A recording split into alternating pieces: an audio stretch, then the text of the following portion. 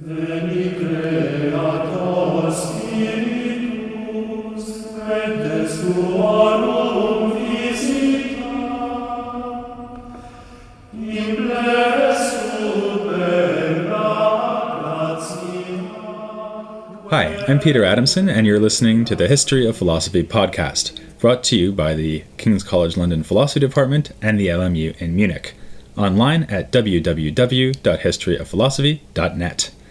Today's episode will be an interview about self-awareness in Albert the Great and Thomas Aquinas, and my guest for this topic will be Therese Cory, who's assistant professor of philosophy at the University of Notre Dame. Hi, Therese. Hi, Peter. Thanks for coming on the podcast. Thanks for having me. We're going to be talking about self-awareness in these two great 13th century thinkers, and before getting on to what they thought about self-awareness, I thought it might be a good idea if we said something about what self-awareness is. Right. Obviously, people might think of themselves as being aware of themselves in some sort of vague way, but as a philosophical issue, how are you going to be using this notion of self-awareness? Yeah, so it's helpful to think about self-awareness as something that's pre-philosophical and very concrete, very experiential. So it's not some sort of abstract analysis, what is the self or what is the mind? And it's self-awareness because it's got some sort of first personal content. So when I say I'm hungry or I'm tired, right, this implies some sort of self-awareness. And we can think about the different kinds of phenomena that self-awareness encompasses. So sometimes if you're learning a new language and you're trying to speak grammatically correctly, and you suddenly start to have this horrible sense that you're standing outside yourself, watching yourself make all these grammatical mistakes, that's a kind of unfortunate kind of horribly difficult. Familiar, actually. Yes. You're busy describing me learning German right. for the last years. There's a kind of self-awareness that blocks you from speaking another language. But there's much friendlier kinds of self-awareness. So if you're sitting on a beach watching a sunset, right, your attention might be totally drawn to the sunset, but you still have sort of a halo of self-awareness around that experience. You're aware of where your body is in space, and you're aware of yourself as sort of seeing the sunset from a perspective, even though you're not really thinking about that. And you can easily turn your attention to yourself and say, wow, I'm really enjoying this vacation. I really feel relaxed, right? So self-awareness can imply different sort of grades of attention. Yeah, it seems interesting that you can be more or less self-aware, as you were just saying, and to the point where you can be what we might call self-conscious, yes. Which is like the I'm trying to learn a language case, all the way down to something like I'm totally immersed in what I'm doing and not thinking about myself at all. Yeah. Are you saying, though, that even in a case like that, there's this, what you called a halo of self-awareness, so that even if I'm not actively thinking about myself as having a first-person perspective on the world, I'd still be self-aware all the time, no matter what? Well, it depends. It depends who we're talking about. If we look at the history of philosophy, and we'll see a little bit later on that Aquinas definitely would say, yes, there is this kind of halo of self-awareness. No matter what I'm thinking about, I'm still somehow present to myself and my acts. Yeah, but there's sort of a problem with self-awareness in a way, because philosophically it's very interesting, because when you reflect on your experiences of self-awareness, you're able to gather information about how the mind works. And so that's very helpful for the philosophy of mind. But, it's a good source of information, but it's not a great source of information. And so you've got this problem that when you really reflect on yourself and you say, I'm the person who's the most familiar with myself, right? There's this sort of feeling of privileged access to yourself, but then when you start to sort of dig a little bit deeper, you realize that you're very obscure to yourself in ways that aren't immediately apparent, right?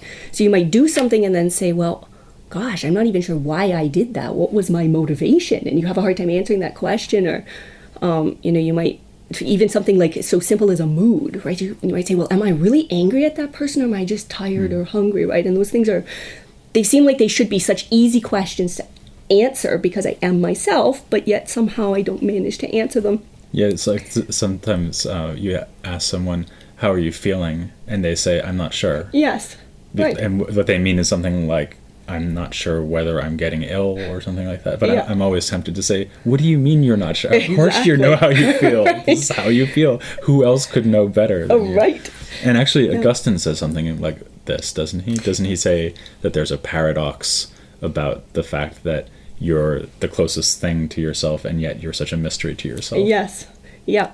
Yes. And he's a big source for the medieval debate, in fact, which centers exactly on this problem of being obscure to yourself, even though you are yourself. Because in a way that poses a big puzzle, right? I mean, I have a great excuse for why I don't understand kangaroos very well, right? I can say, oh, well, I'm not a kangaroo. Sorry, I can't answer that question. But then I don't have that excuse about myself.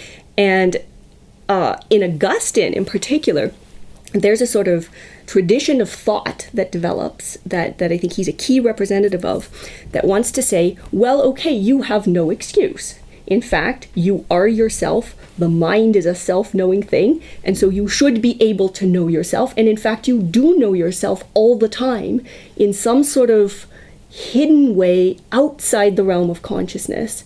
And then it's only in later turning your attention to yourself that you're able to sort of bring that self-knowing that you already have to the surface of consciousness. And so I'll give you, it seems like a bit of a weird theory, but maybe it helps to think about how Augustine backs into this idea. And he gives the example of the inscription, know thyself. Mm-hmm. And he says, so, okay, the inscription tells me to know myself. But if I don't know myself already, how am I going to know that the inscription applies to me? But if I know myself already, then the inscription doesn't apply to me. So it seems like it both applies to me and doesn't apply to me, so you've got this sort of paradox it's a sort here. of pointless command, because either I already know myself, in which case why Right. bother telling me to know myself, or I don't know myself, and then how would I get started? Exactly. It's sort of like Meno's paradox. Yes, actually. it is. It's very Meno's similar. paradox applied to the self. Mm-hmm. I guess the main source that you have in mind here is on the Trinity. Is that Yes. right? Because this is a text where Augustine tries to use the mind's relationships to itself to articulate the structure of the Trinity and see Right. humans as a mirror or image of the Trinity. Right. And then I suppose that another obvious source for them would be Avicenna, because when I yes. think about self-awareness, it might just be me. It's actually a very reasonable hypothesis. But when I think Are you about sure? Are you sure what you think about that? so when I think about self-awareness in medieval philosophy, I think about Avicenna's flying man argument. Mm-hmm. So this is his idea. It's kind of a thought experiment where you imagine God creating someone who's not enjoying any sensory access to the world around him. And then Avicenna claims that this man, who would be created in midair, not seeing or hearing or smelling anything, he would still be aware of his own existence. Yeah. Is this an important source for the 13th century debate on self-awareness? Absolutely. Yeah, and in fact, I think Avicenna's Flying Man is such a vivid example that it catalyzes, it seems to me, the debate about this problem of how we are able to know ourselves, and yet we have so much trouble knowing ourselves. Because when you think about this Flying Man example, what it gives you in giving this hypothetical idea of a man who, does not have any sensory input but nevertheless knows himself, it leads very naturally to the conclusion, well, maybe we're all like that, right? If we could just strip away the sensory distractions, we would discover that at the core of the soul, there's a kind of self-knowing that's just always on, right? And so I think this image, then they see the same idea in Augustine, and this forms a very powerful impetus for early 13th century thinkers to say, okay, well, we're confused and obscure to ourselves, but that's because our sensory input or sensory stimuli is competing for attention with the soul itself. And the soul is always self-knowing. It's sort of responsible. In the core of its being, it's always knowing itself. And the reason we're not able to tap into that is we're distracted, right? And so we have to turn the gaze away from the outside and into the inside so we can recover that self-knowing that we already had. And I call that a superconscious self-knowing, because it's sort of outside the realm of consciousness, but it's an activity that's always happening sort of in the depths of the soul. It's a paradox that there's something that you've known all the time, Yeah. but your attention has to be called to it. Right. And I would say the ultimate forefather of this must be Plotinus, I'm sure. because he's got this idea that the soul is always connected to intellect, and the job of philosophy is to alert you to the fact that your Yes. soul is always engaging in intellectual knowledge. And of course, he's a common source for both Avicenna and Augustine. Right. Okay, so that's the kind of deep historical background. What was being done with these ideas in the early 13th century before we get to Albert? Yeah, so one thing to remember about the early 13th century is that in discussing self-awareness from a psychological perspective, asking the question, how do we know ourselves? That's really a kind of new thing that's being done philosophically. Because if you go back into the 12th century, you discover that self-awareness is described, or self-knowledge is described much more as an ethical kind of activity. And there's an ethical imperative to the soul. You have to turn your attention inward, recover your true dignity, as recognize that you are an immaterial substance. And by having your mind led to this sort of concept of what the soul is in its inner core, then you'll have this access to the realm of the immaterial, and you'll be able to your mind will then approach the divine, right? So there's a sort of trajectory of ethical purification that self-awareness is part of. And it's really in the beginning of the 13th century that then we then start to see discussions of how exactly the mind knows itself. What are the psychological mechanisms that make this phenomenon of self-awareness even possible? And as you can imagine, at the beginning of any sort of trend like this, it takes a while even to sort out, well, what are the different kinds of self-awareness that we're talking about? So they spend quite a lot of time, someone like William of Auvergne, for instance, he's going to take the Avicennian, Augustinian line all the way down and say, yes, the soul is in fact supraconsciously self-knowing all the time, and we contrast that basic kind of essential self-knowing with moments at which the soul turns its attention inward and then is able to discover what it already knew. You'd basically Right. have two levels of self-knowing. Yes. The permanent, super conscious self-knowing, Yes. this paradoxical thing where I know myself without knowing that I know myself, and then there are these moments where I actually attend to that. Yeah, right. Yeah, and so you've got these two kinds of self-awareness that are kind of being differentiated out very clearly, and they go over and over and over this. But it's a little bit frustrating because they haven't quite taken the step at this point to then say, okay, how do these kinds of self-knowing work? Mm-hmm. Right. Do they connect it a lot with metaphysical features of the self or the soul? I mean, is there an idea that the reason you're able to do this, to reflect on yourself, is because you're an immaterial soul? So there's something that a body wouldn't be able to do, but an immaterial soul could for some reason? Yeah, and that's actually, there's texts in Avicenna that give them this idea, and also in the Liber de Causis, that, you have...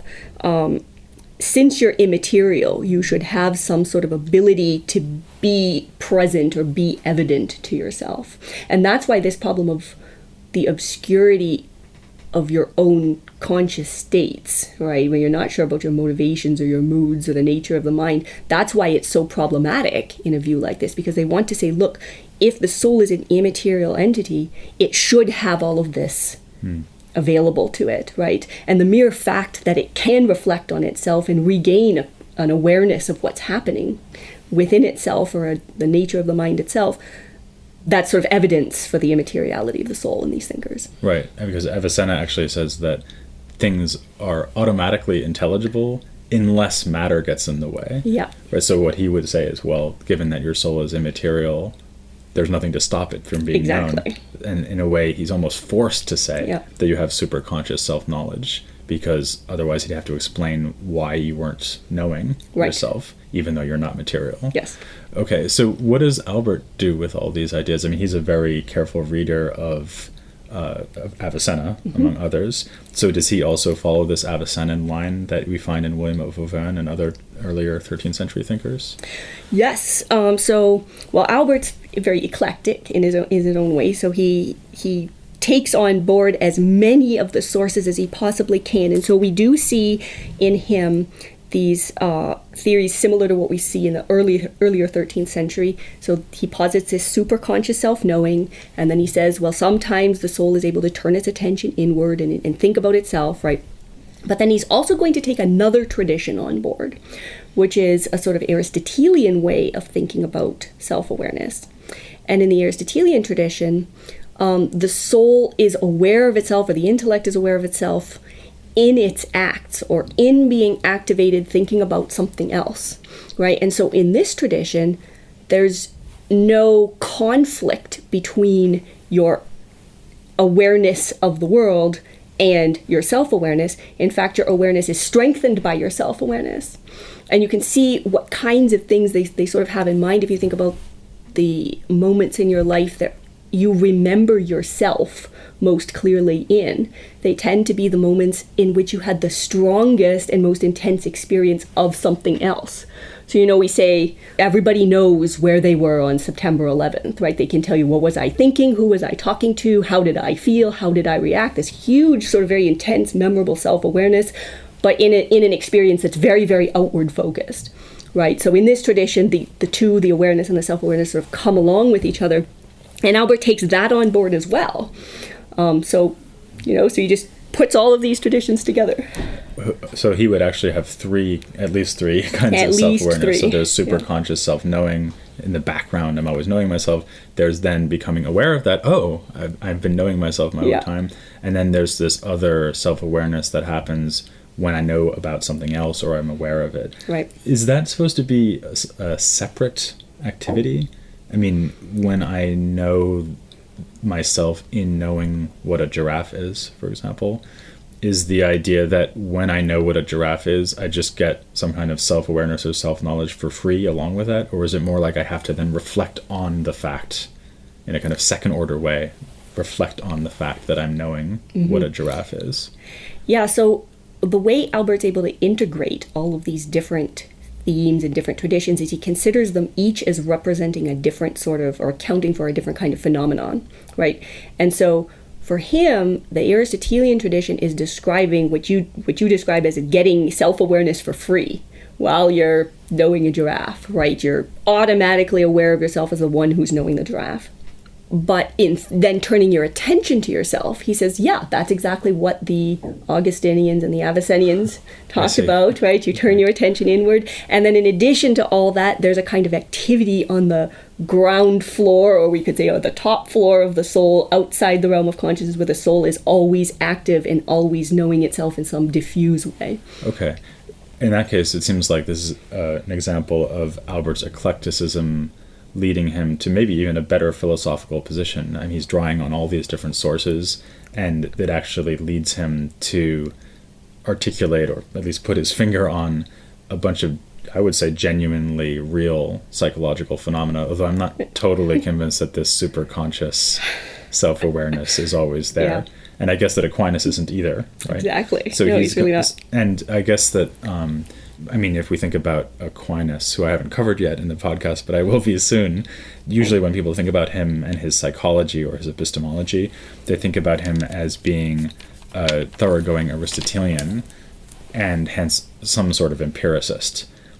And empiricists usually think that the soul is a kind of blank slate. There's nothing there until you have experience. Yeah. And he would then build intellectual knowledge on sense experience. I'll get to all this in a future episode, but let's just pretend that that's what he thinks for now, because it's sort of what he thinks. We'll take it as given. Wouldn't that mean that the only kind of self-awareness he can accept is the kind that you get through knowing something that's outside you, because you couldn't get some kind of built-in self-awareness if you're just a blank slate. Right. Yes, and here I think you see really there's a key difference between Albert and Aquinas. Even though Aquinas is Albert's student, he's going to reject Albert's view on superconscious self-knowing. And he's going to insist that in a properly empiricist way, all our knowledge, even our self-awareness, comes to us originating in some way in sense perception. And here's where I think we have to be a little bit careful, though, because it's very easy to misinterpret Aquinas on this point, to say that somehow we have to pretend like the intellect is a sense object and feed it through some sort of process that's designed for bringing us intellectual knowledge of sensory objects. So for instance, if we think about how that process works, right, when you know a frog, you have the sensory impression of the frog, and then your imagination sort of puts together an image. I'm sure you're going to get into this in a later episode. I'll probably use a giraffe instead of a frog, but yeah. Oh, well, I'm a little partial to frogs. So you can use a giraffe later. Yeah. So then you have, right, an image of the frog in your imagination. So even if the frog goes away in the senses, you still have that image there. And then from that image, you're able to abstract a concept of what is a frog, right, intellectually understood. And some interpreters of Aquinas have said, okay, well, he must think that something similar is of the intellect, right? If you haven't had a sensory experience of something, you have to start immediately at the level of the imagination and put together a sort of picture and then abstract a concept from that imaginative picture, right? So you would say, well, I somehow picture what an intellect might be, and then I abstract an image from it. And that's absolutely not what Aquinas means. What he wants to say is that the intellect, the human intellect, being a blank slate, is only activated when it receives this information about objects from the outside world, right? And in that activation, it's then manifested to itself. So it's not as though it has to process information about itself. It's just present to itself instantly, intuitively, when it's engaged in knowing anything at all. Basically, that just spells out something I said in a kind of vague way when I said you get it for free. That's right. Okay. Yes. Does he actually have arguments against the other option, though? I mean, does he say, well, these other people have this idea of superconscious self-knowing, but that's wrong because da-da-da-da? Yes, he does. And it's one of the views that he frequently rejects, in fact. He never mentions Albert when he does this, of course. Okay, that would be impolite. It would. It really would. But sort of to get a sense of, what's at stake here, I think it's helpful to sort of, you could make an analogy for Albert's view of superconscious self-knowing and Aquinas' view of sort of self-knowing that's free, right? Or self-awareness that's free when you know anything at all. And you can think of this using the sort of classic example of the mind is a place that lights things up, right? And Albert's view is very much like this idea that we know that we talk about outer space as dark, but in fact we know that sunlight is streaming through it all the time, and the only reason we don't see it is that there's not anything for it to reflect off of to really then have an object to be visible, right? So sunlight isn't sort of a thing that we can see until it's reflected off of something, right? But nevertheless, we know that it's passing through space. And for Albert, this is exactly how the mind is, right? There's a sort of light in the mind, and the mind is always sort of filled with light, but in a kind of diffuse way when we're not thinking about anything, right? And he says that's what this superconscious self-knowing is a kind of activity. The mind is always on, but there's nothing to focus its attention on to make it visible to itself, but nevertheless it's sort of present to itself, right? And that's why you wouldn't notice that you're knowing yourself. Exactly. Okay. Right? And by definition, you can't notice because there's nothing to focus your attention on. And for Aquinas, right, he thinks of the mind instead as a kind of room that's hermetically sealed, right? It's absolutely dark. There's no activity in it at all. There's no light, nothing. And the moment at which the object, let's say, like a raging bull comes crashing through the door. A raging frog. A raging frog comes crashing through the door, and two things happen at once, right? When the frog comes in, the light is sort of suddenly present in the room, lighting up the frog and the room, right? And so they have to be there together for Aquinas. You mean the light that's coming in for the door? Yes. In your analogy. Yes. Okay. It's not the most perfect analogy, but it at least gets at the root of what the difference is between Albert and Aquinas. And so if I was going to distill that down into an objection to Albert, I guess what he would say is, well, if you're born in a state of bare potentiality, then why would this actuality always be there for you?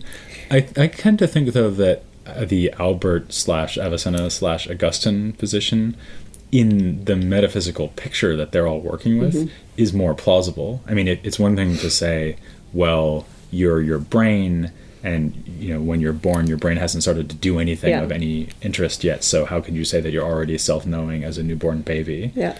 But if you think that you are your immortal, immaterial soul, I would say there's a lot more reason to think that a soul like that should have a kind of built-in actuality of its own, rather than just being a mere potentiality, because a mere potentiality is nothing. Yeah, and that's why I think Aquinas is really, as far as I can tell, the first person in the 13th century to reject this notion of superconscious self-knowing, because it just seems so intuitive, right? If you're going to accept the existence of an immaterial soul, then why not superconscious? Like, how could it be ignorant of itself? But I think we have to remember, for Aquinas, I think that what's driving his rejection of superconscious self-knowing is ultimately his anthropology. And he's very committed to a notion of human nature as being essentially embodied. And embodiment is something positive. It's something that contributes to our knowledge. Even though he defends the existence of an immaterial soul, we're immaterial souls in an embodied way. And that means we have to be knowers and self-knowers in an embodied way. So his worry about Avicenna and Albert on this particular issue is that it makes the soul too active in a way that's independent from the body. And to him, that sounds too much like saying that the soul is a kind of angelic substance that's united to a body, right? It's not really validating the importance of embodiment and sensory perception in our ordinary knowing, even our knowing of ourselves.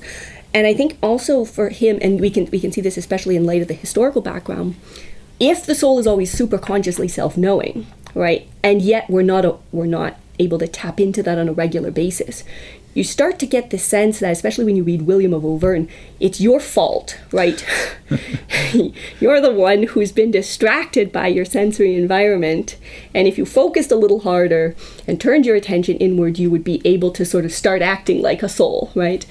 And for Aquinas, I think that's particularly distasteful because it suggests that the sensory environment somehow detracts from our knowing, or provides a kind of disadvantage in our doing the kind of thing that a knower does, knowing ourselves.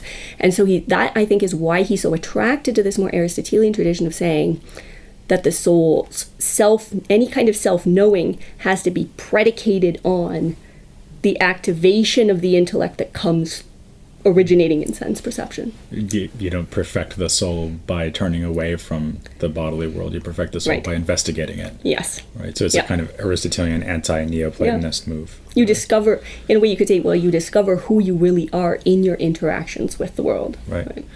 I guess in that way, Aquinas' position might seem to be a better fit than for what will happen later with the Enlightenment and maybe even nowadays. And so I wonder whether you think that Aquinas' views on self-awareness resonate with later views on self-awareness, so like what happened in the 14th century, even nowadays, in terms of contemporary debates on self-awareness. Mm-hmm.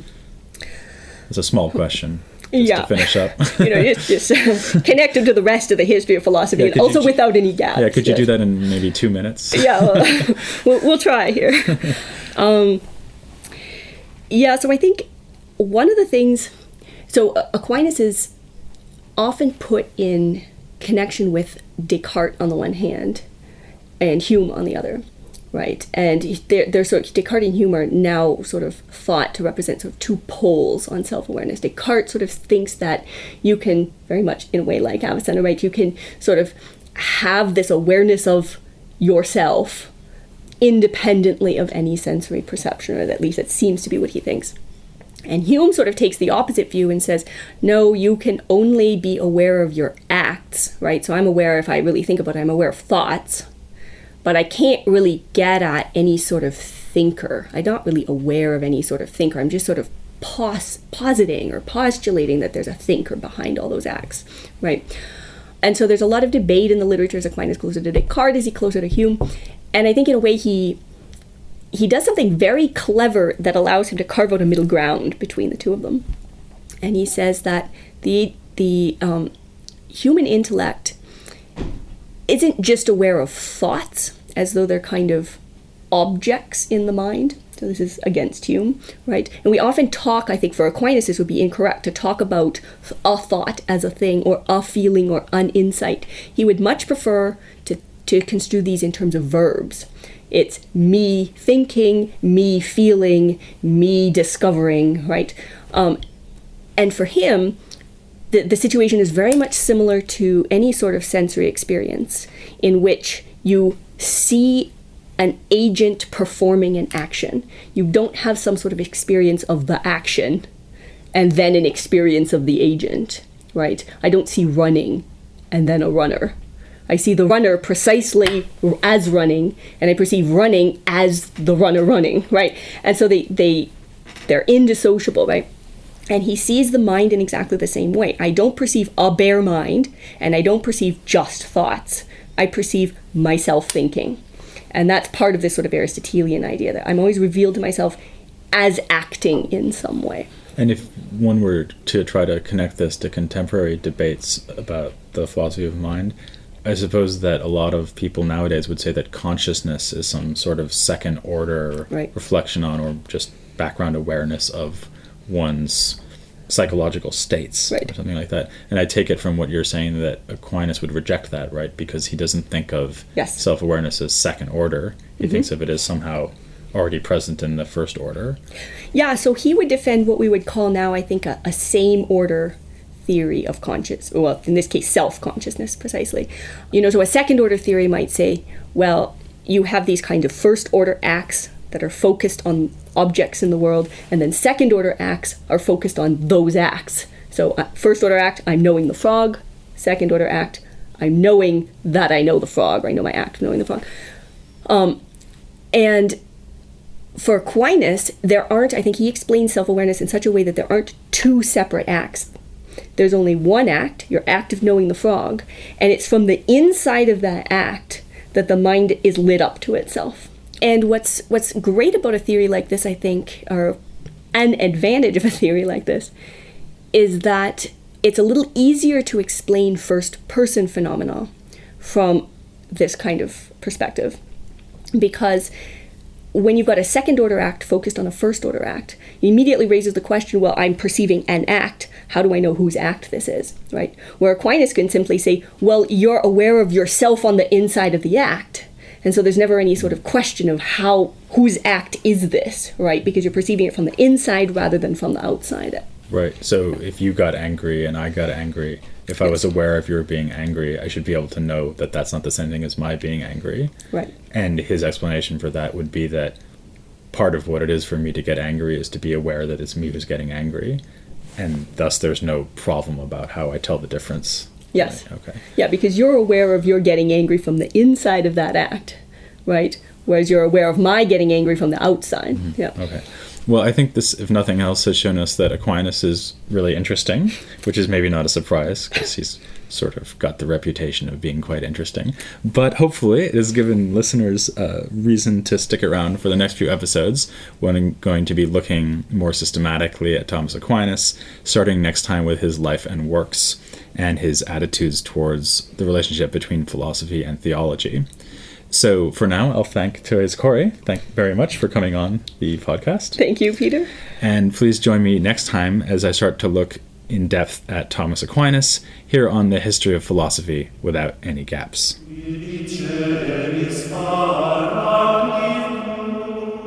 I